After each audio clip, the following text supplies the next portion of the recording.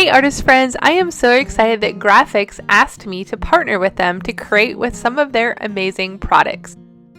I'm going to have several videos coming up using their mixed media journal and a bunch of their supplies, so I wanted to kind of introduce this journal to you first.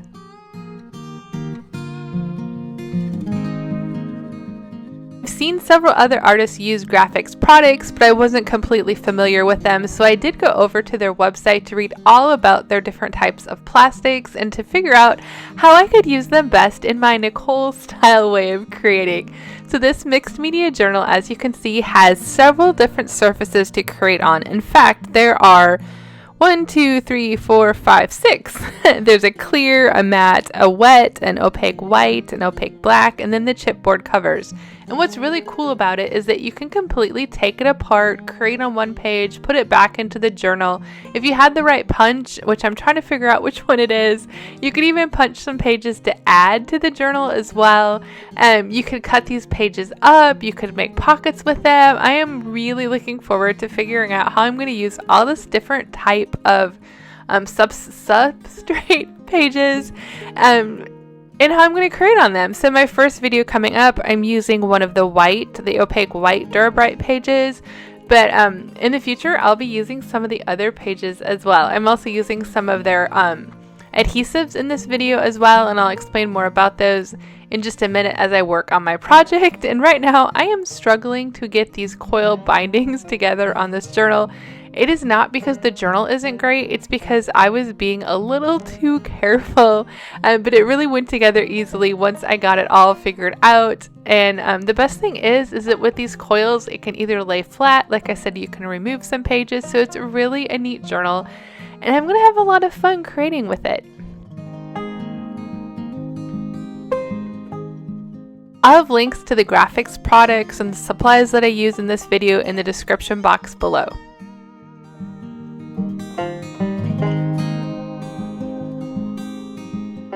And now, watch me create my first page in this really cool Grafix mixed media journal.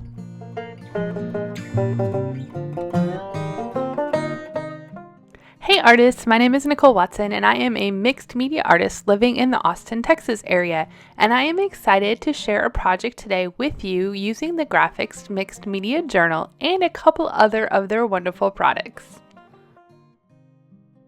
As you just saw, this journal is really cool because you can remove the pages and work on them directly without the journal underneath them. It makes for a great surface to create on.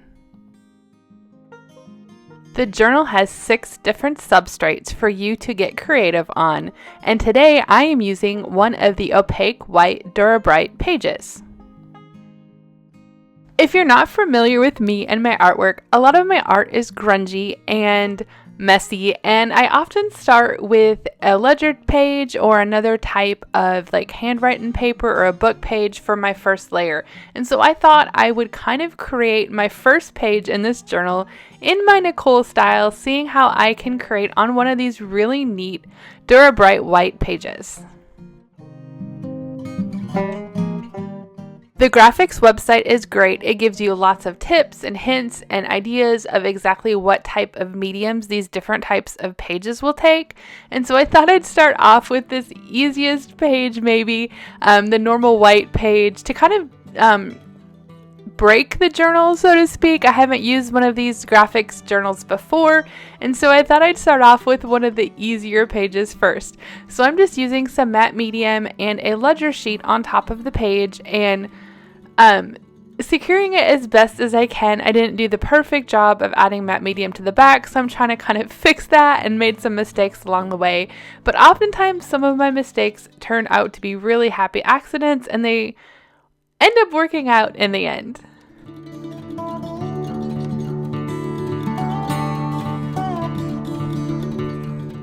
I noticed that my matte medium kind of left a residue on the page, and so I thought I would just add the matte medium all over the page so that I would be working on the same type of surface. Now this isn't something you have to do. It was just more for me to kind of test this surface out in my kind of, Nicole way of creating, and just see how it works with my typical process. So So far, I am really enjoying not having to gesso the page first. I really like the smooth surface, and the matte medium seems to work perfectly on it, just like I love to do in a traditional journal.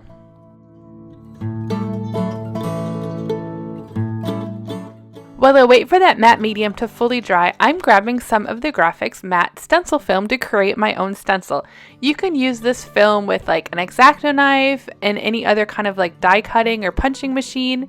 And honestly, I didn't have any of those handy, so I thought that I would just use my Crop-A-Dile and punch some holes in it to create a really simple stencil.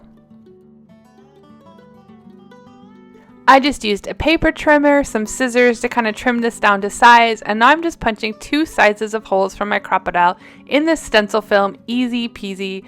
I have a plan in mind for how I'm going to not only use this stencil to stencil with, but also in my collage, which you probably saw in my preview photo.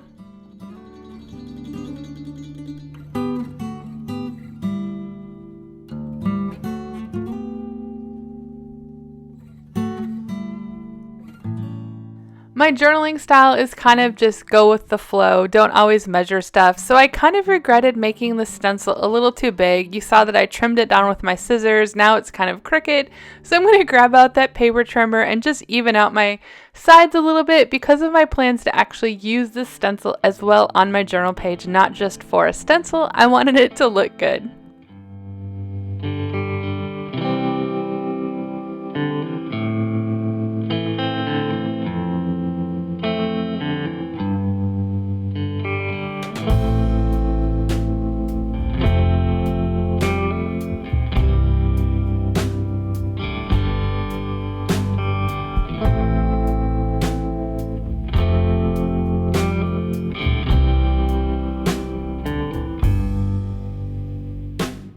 Have that stencil perfect, or as perfect as I want it to be, and my matte medium is just about dry. I'm going to start my next process of adding some gesso to the page. One of my steps that I often do when I'm creating a journal page or any other kind of mixed media art is I like to embed my first layer more into the journal so that those edges don't look like it's just paper on the page. I'm adding some gesso around the edges on top of the paper to start my first layers of kind of my grungy look in art journaling.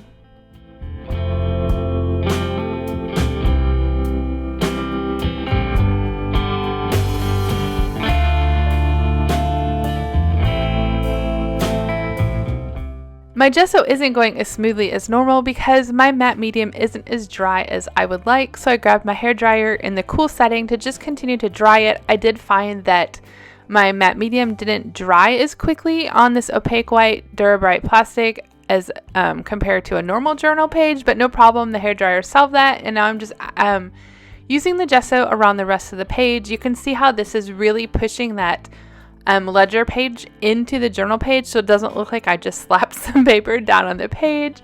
And I'm just kind of going back and forth, adding gesso, adding some, more paper, trying to figure out what I want to do next. And I decided to pick up some golden Titan green pale in the heavy body version to add some color to my page and continue that embedding process.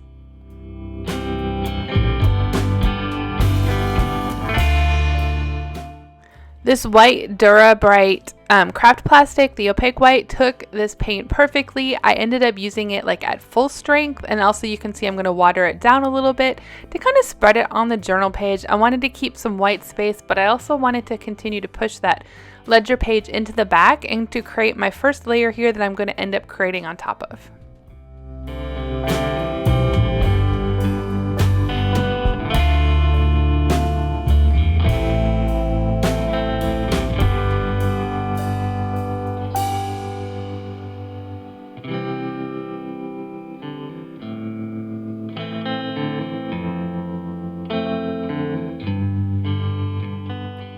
I really like how smooth this heavy body paint is going on the page. I'm loving the look that it's creating, so I'm going to just continue to kind of refine the background, add some watery parts, kind of splatter it on, and just create the perfect first layer for the next layers that I'm going to add to the page.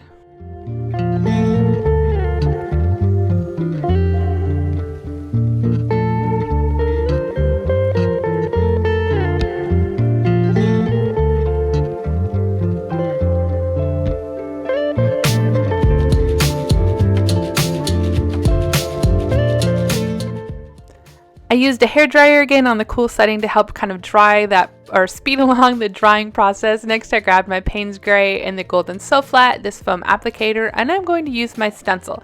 But first, before I use it on my page, I just grabbed a scrap paper to kind of test it out to make sure that it was going to work how I wanted, kind of so I could know the amount of pressure to, add with the paint through those holes, just to make sure that I kind of, made the stencil right, and I got used to this, the substrate of the stencil and how hard to push and all of those technical details. I loved how it looks, so now I'm just adding it slowly to my page. I'm going to add it on that top left, allow it to dry just a tiny bit, and then continue my Nicole grungy process. Before my paint completely dries, I like to kind of, as I call it, scruff up the paint. I didn't, again, know how this new substrate that I was using would take my watered down paint and my normal process here. I do have that matte medium in the background, so it could be helping a little bit, but I'm just kind of distressing my dots, and once I got that exactly how I wanted, now I'm going to add some more of those dots on the right side of the page and continue that exact same process. When I have a little over stenciling there, I just use some water and kind of make it a little bit more grungy, and adding some of that light Payne's Gray and then also my scruffed up dots. I'm going to continue the process down the page with my little homemade stencil until I get the look that I want.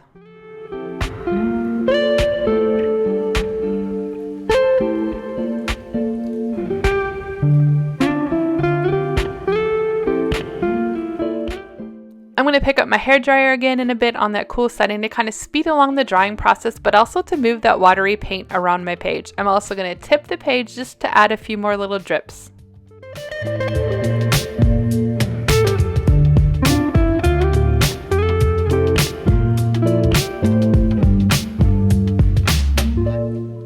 Now that my page is dry, I picked up my Stabilo Alls in the graphite and the black version. I'm going to trace around these spots, dots, polka dots that I made on the page. I like to add a little bit more to my stenciling sometimes, so it doesn't just look like it's floating on the page. And one way I like to do that is by tracing around whatever I've stenciled. So first I use the graphite, and then after that I'm going to pick up the black, and then I'll activate it just a little bit with water to add to that grungy look in my background.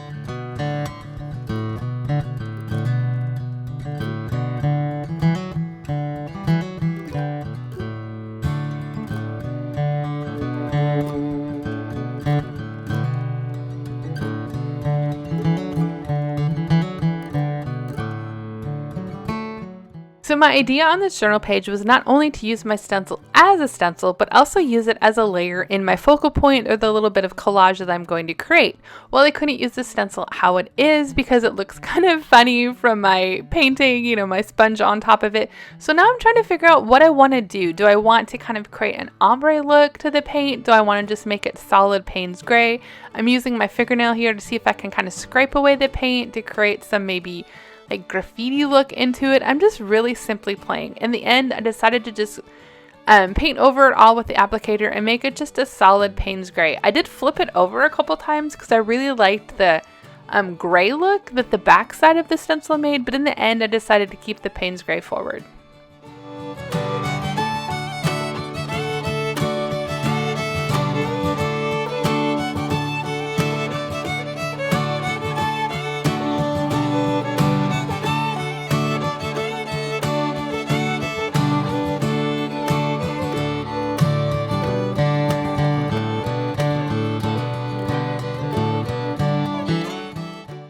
While I wait for that stencil to dry so I can use it, I'm going to add another layer of mark making interest to my journal page with this Tim Holtz stencil. First I decided to put it on the block, and then I thought it would be easier just to use it without the block. I'm just going to add it in the spots or the areas that I made the spots, just to add kind of a bridge between that background layer of that ledger page and my Titan Green Pale and my polka dots, just to kind of bring it all together, adding another mark. In this case, it's like the numbers stencil. It's a little bit different interest, but it kind of brings all of my layers together.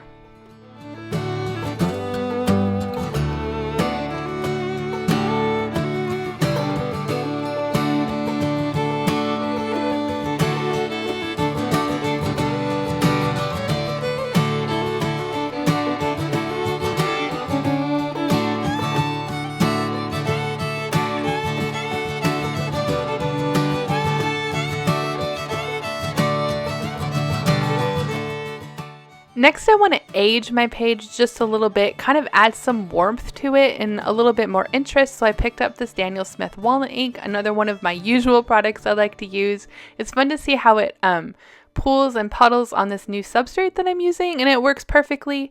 You can see as I add it to the page, it's just adding just another layer of grunge and kind of warming up the page a little bit, adding another kind of bridge between all that's going on my journal page.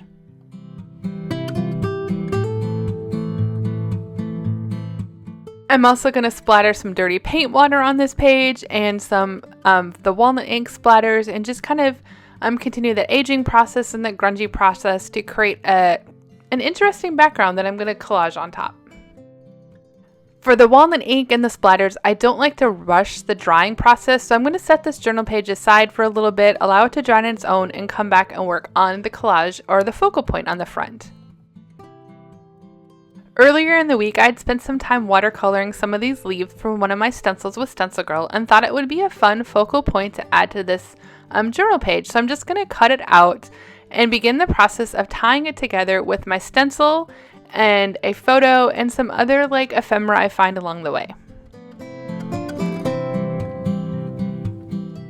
So now I'm just kind of playing with what I have on the page. I'm adding this little saying. I'm seeing if I want to add some more ephemera to the top of it and just kind of decide which direction I want to go with my little collage. I decided not to add that ephemera on top because I love the photo just how it is and I didn't want to take away from it. Now it's time to stick all my collage down onto the journal page, and I grabbed this artist tack to use on the stencil, the photo, and my leaves.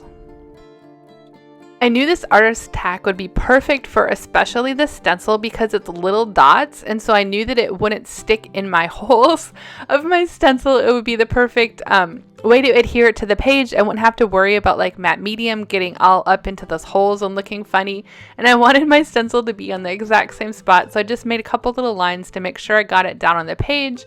Now I'm going to stick it down onto the artist tack, smooth it out, pull it up, and stick it so easily on my journal page. You can see when I pull it up here, the cute little dots that it leaves on this stencil and why it's such a perfect adhesive to use on the back of the stencil to stick on my page so effortlessly. I also was able to reposition it a couple times because I kind of got it on there a little crooked, which was great. It worked really easily to do that, and when I was done, I stuck it down very solidly to my page, and I'm going to continue the same process with my leaves and that photo.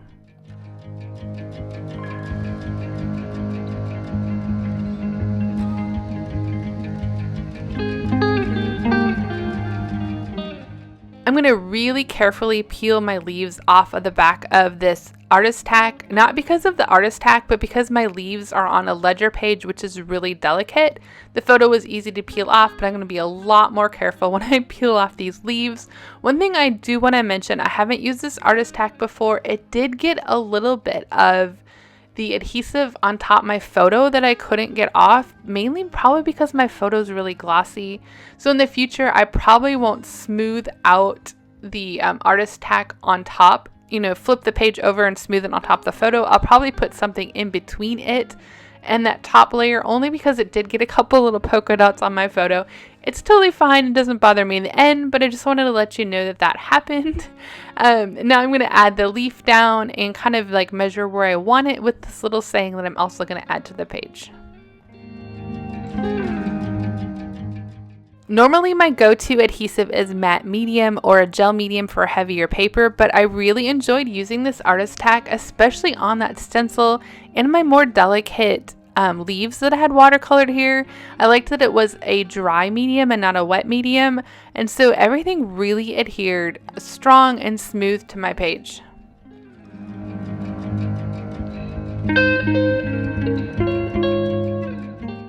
Then I decided I wanted to add just a little bit more texture to my page, so I grabbed some of this string. I have no idea where I got it, what kind of string it is, but I thought it would add just a little bit more, like something for the eye, a little bit more texture. I'm going to put it behind my little saying that I'm adding to the page, and I'm going to stick it down with a piece of the double tack mounting film. I'm going to show it to you just in a little bit. Normally I would have used something like matte medium to do this with, which again is wet and it's a little hard to work with, but I decided to cut just a little bit of the mounting film off, stick it on my page. Here it is, the double tack mounting film.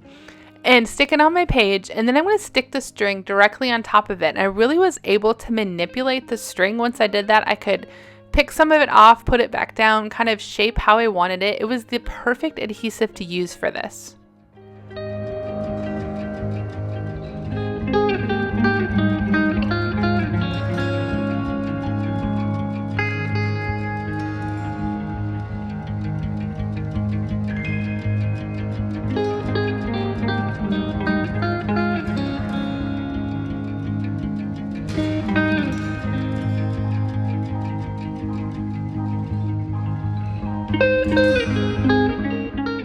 Next, I'm going to stick down my little cardboard saying, and because I had pulled the back off of it, the back of my cardboard saying is, I don't know the right word, it's more spongy. It peels away a lot easier because there isn't a solid surface back there, and so I had to use the matte medium on the back of that instead of one of the adhesives that I've been using from Grafix, but that's okay. It worked perfectly, the matte medium. I like to also put matte medium on top of it to kind of seal it to the page because I'm going to add some paint on top of it as well.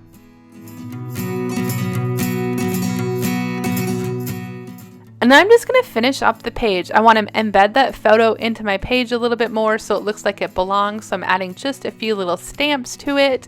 And then I'm going to pick up my paintbrush and some of that Payne's Gray and just add a little bit of color to the top of the photo and on top my little saying. And that's it. I really enjoyed creating on top of this page from the Grafix Mixed Media Journal, using the stencil to create a stencil, and I also used the actual stencil on my page. The dry adhesives were perfect. I hope you enjoyed watching this. I hope this encourages you to maybe try out this journal. It's a lot of fun to use, and I look forward to trying out some of the other types of substrates inside the journal as well. Thank you so much for watching. I'm going to pop this journal page back into my journal so easily. All of the links, information, supplies, everything you need to know are in the description box below. I hope you have a wonderful day and happy art journaling.